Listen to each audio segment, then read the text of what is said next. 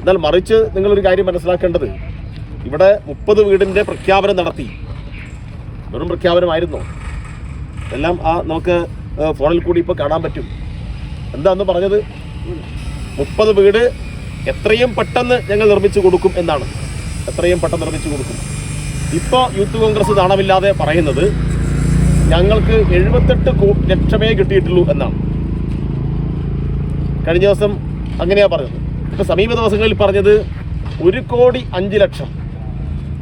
ആദ്യം 78 പറഞ്ഞു, പിന്നീട് 1,05,00,000 പറഞ്ഞു. ഈ 1,05,00,000-ന് 30 വീട് നിർമ്മിക്കാൻ വേണ്ടി കഴിയൂ? എവിടെയാണ് യൂത്ത് കോൺഗ്രസ് വീട് നിർമ്മിക്കുന്നത്?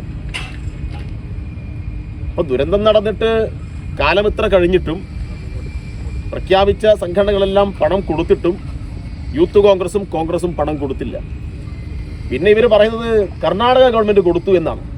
കർണാടക ഗവൺമെൻറ് കൊടുത്തതിൽ യൂത്ത് കോൺഗ്രസിന് എന്താണ് അവകാശവാദം? കർണാടക ഗവൺമെൻറ് കൊടുത്തതിൽ കോൺഗ്രസിന് എന്ത് അവകാശവാദം ഉന്നയിക്കാൻ കഴിയും? അങ്ങനെയാണെങ്കിൽ പിന്നെ ഇവിടെ എടുക്കുന്ന 400 വീടിൻ്റെ അവകാശവാദം കേരളത്തിൽ CPM-ന് അവകാശപ്പെട്ടുകൂടെ?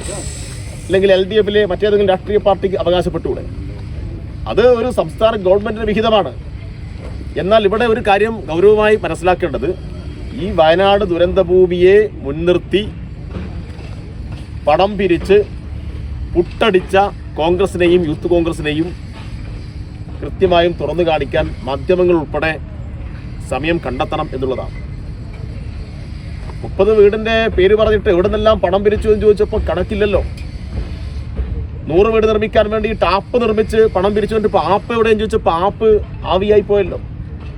ലോകത്തെവിടെയെങ്കിലും ഈ പണം പിരിച്ച ആപ്പ് കാണാനില്ല എന്ന് പറഞ്ഞ ഒരു പ്രസ്ഥാനമുണ്ടോ?